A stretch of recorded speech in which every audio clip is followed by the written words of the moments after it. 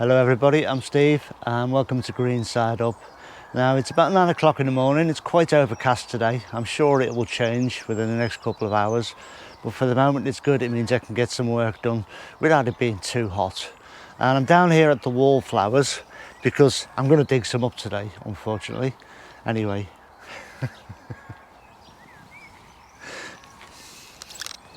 So this is the bed down at the bottom of the plot. This one's staying because these are doing remarkably well. They're getting some good height on them now and we'll get lots of pickings for the vase. I mean, it's stunning. So, but this bed up here, the other bed of Wallflowers, needs to come up. I'm putting some sweetcorn in here today, but it needs some work first.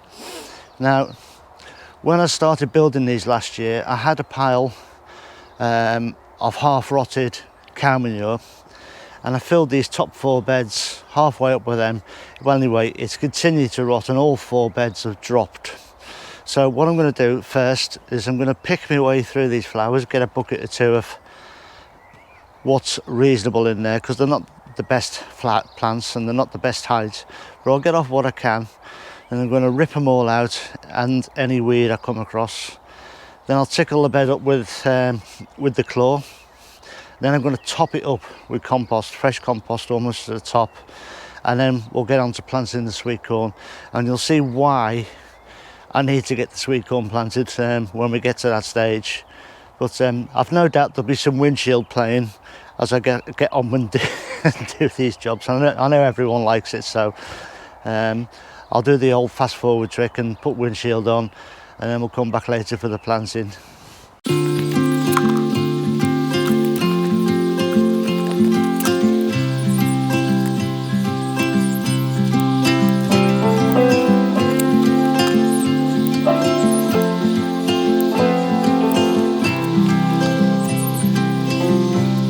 Could hear my father's voice, he would tell me to move on. He would say I'll be just fine. Yeah, he would tell me we have time, time to laugh and time to heal. Our favorite song is on repeat, drinking wine until the dawn, knowing soon we'll be back home. Ooh, I'm thinking about you.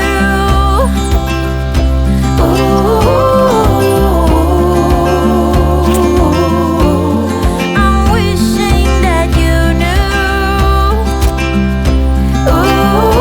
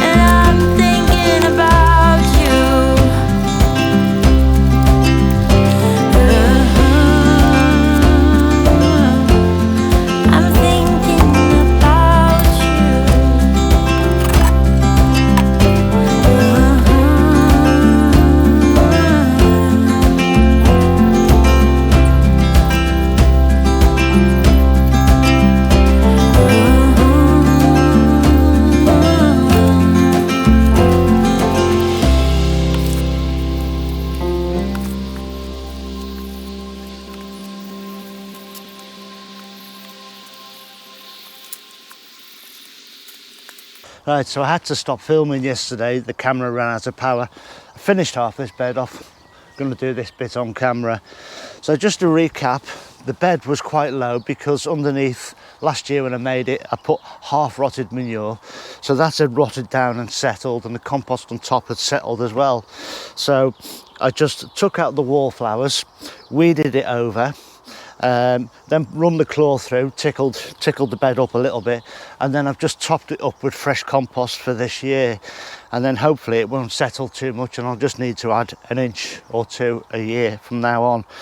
Then I've just measured out some holes with my big me little dibber, and once the holes were in, I've just enlarged them slightly because this is my sweet corn and they're in root trainers, so they're in plugs.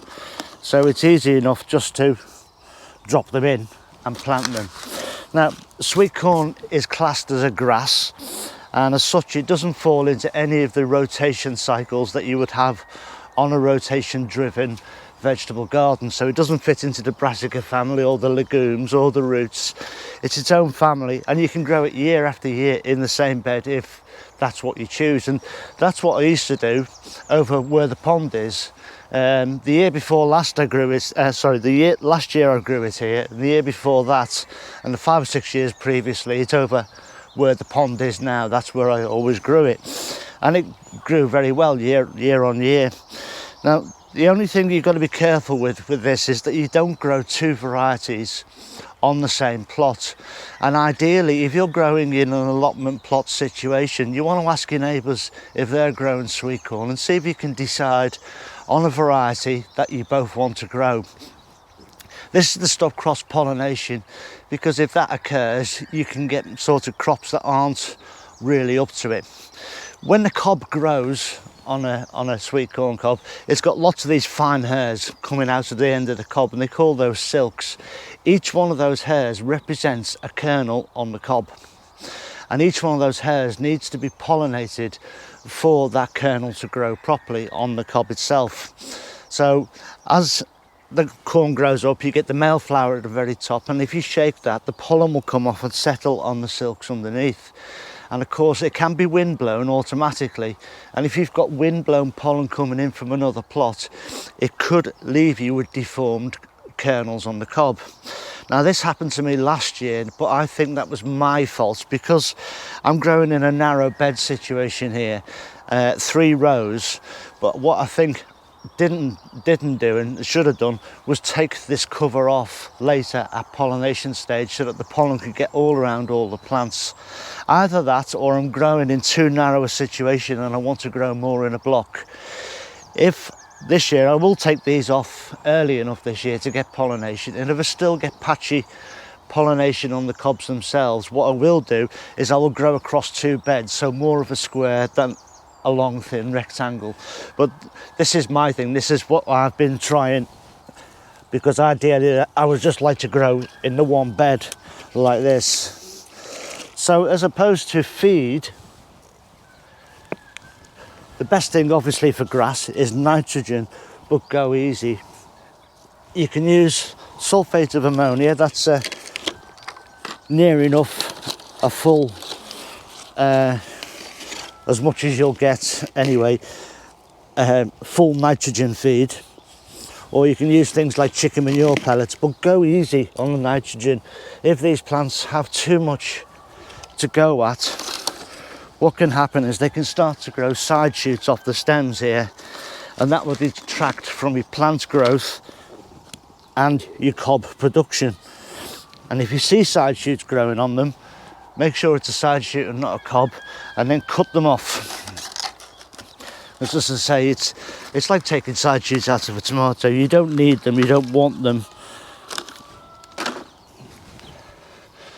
So I say I've just dibbled these holes and made them a bit bigger with a circular motion with the big dibber, and I'm just planting them in. Ideally, you want these 18 inches apart and the rows 18 inches apart. I've settled for about 15-16 inches here.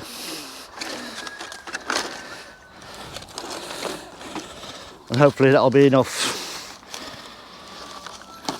I had a good harvest last year, but as I say, some of the cobs, some of the kernels hadn't developed. And I think that's my fault for not taking this protection off. Now, you want these in fairly deep, well firmed in, because they are very shallow rooted plants, sweet corn. And you want them well rooted in and protected around the outside to stop the wind blowing them. They're basically like a big flag. And if the wind gets hold of them, it'll rock them backwards and forwards, and that will break the roots on the plants. So protecting them all around, putting a barrier around them will stop that happening as they're growing. And I leave a lid on them at first to encourage the growth at this early time of the year and to keep the heat in.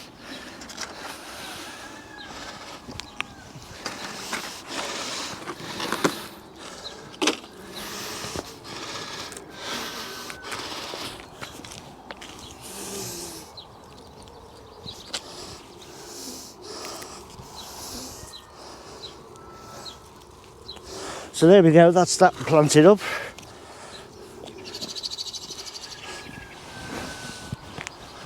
Doesn't take that long. Now the protection, these are panelised and they form a big rectangle that goes around these plants, and they're just bolted together with bolts and wing nuts, just to make the moving around of them easy enough. These were around my tomatoes in the big tunnel there.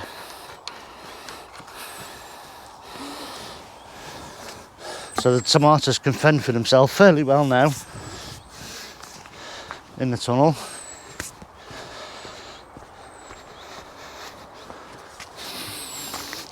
So I'll just try and show you this.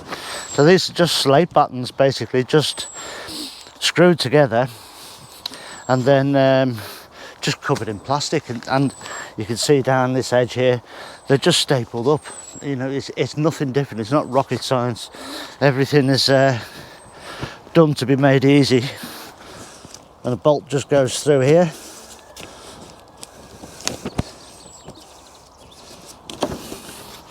And a wing nut just goes over the top and tightens it up. I have got holes lower down where I can put bolts in if it gets extra windy, but I found I don't really need them. The top ones seem to work well enough just to hold it together.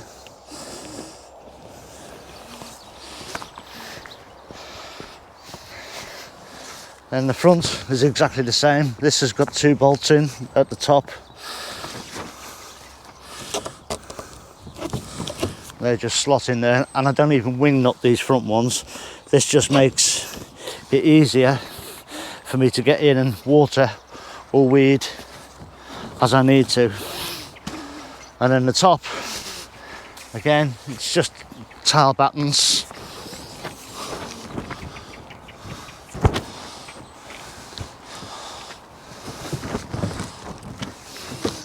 Just makes everything light, easy, portable.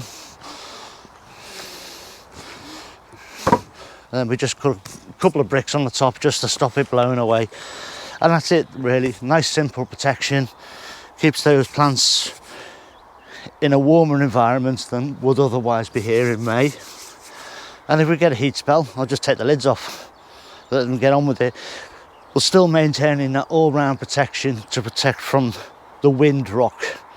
Especially as those plants get taller, they become even more like sails.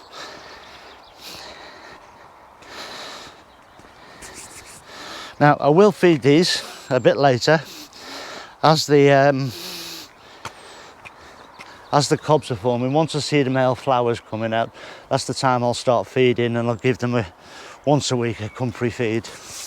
But apart from that, that's it. Trouble free, hassle free, bit of watering, bit of weeding, job done. So there So there we go, there's my sweet corn planted.